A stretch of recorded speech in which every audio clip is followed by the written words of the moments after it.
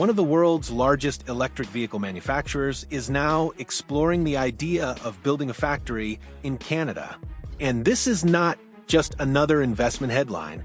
It is a signal that global capital is beginning to move and that it is moving toward Canada. After months of economic repositioning, trade diversification, and strategic recalibration, Mark Carney's plan is beginning to show tangible results. China's largest automaker, BYD, has confirmed that it is open to establishing a manufacturing facility in Canada. That alone makes this a major development. BYD is not just another car company. It is one of the most dominant players in the global electric vehicle market, a company that has expanded aggressively across continents and is now evaluating Canada as its next destination. That choice says something important. Canada is no longer being viewed as a secondary option.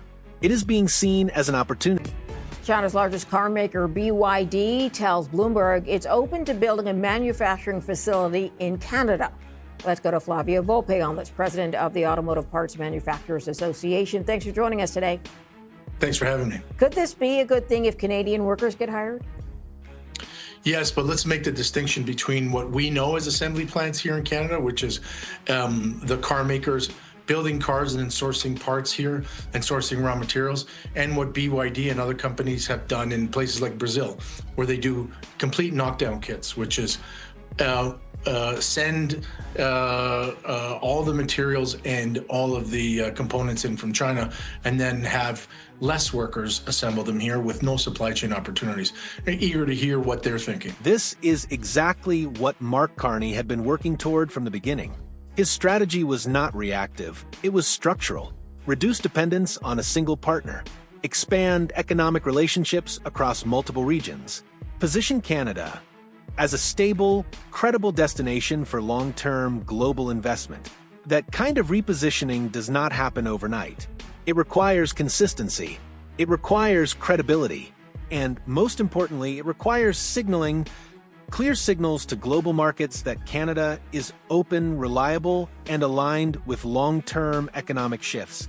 What we are seeing now is the result of those signals being received. Investments of this scale are not spontaneous. They are calculated. Companies like BYD assess policy direction, market access, political stability, and long-term growth potential before even considering a move.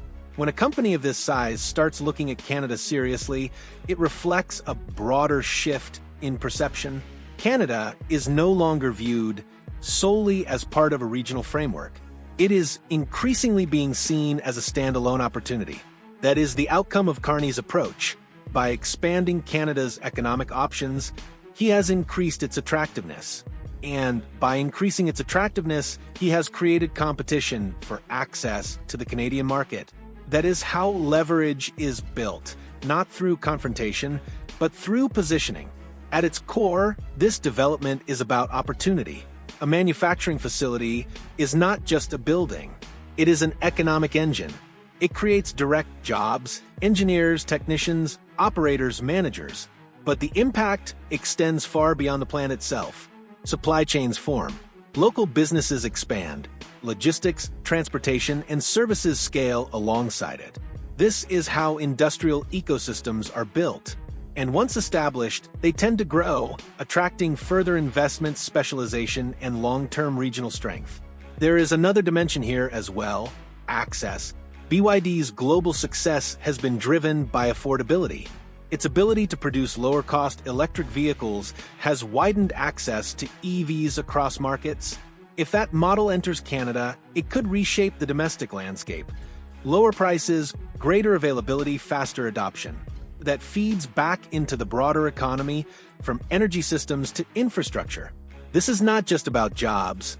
It is about affordability, access. The other thing that is important is, if you're making cars in Canada, you're making them because you're accessing the U.S. market and the Mexican market. So you're meeting the USMCA standard of 75% local content.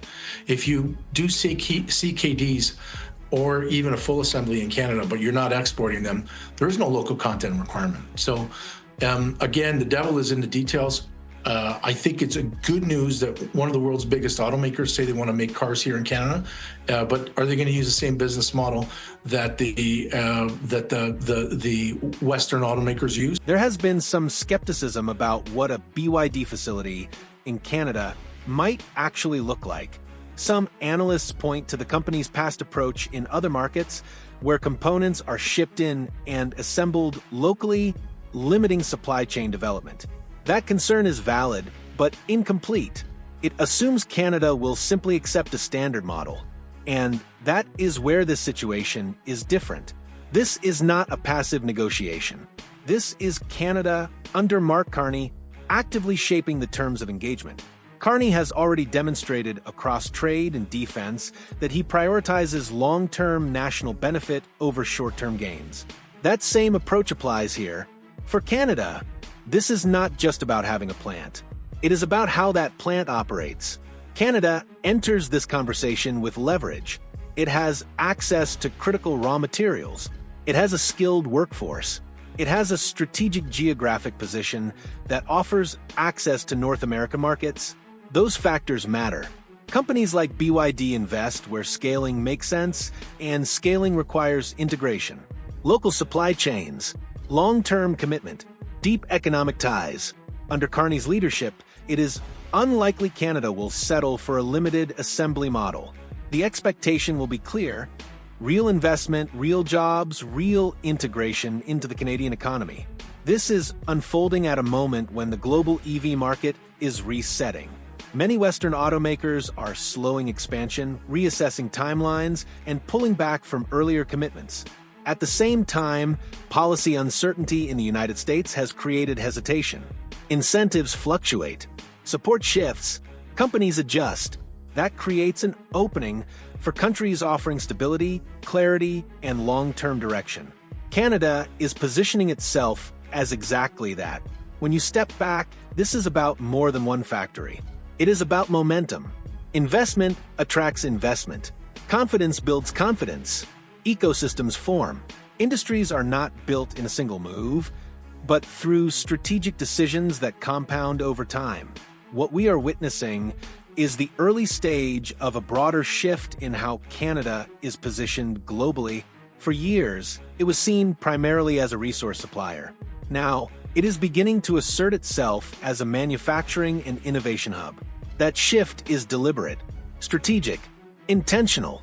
Mark Carney's approach was always about expanding Canada's options. And now we are starting to see what that looks like in practice, not in theory, but in real decisions, real capital, and real momentum.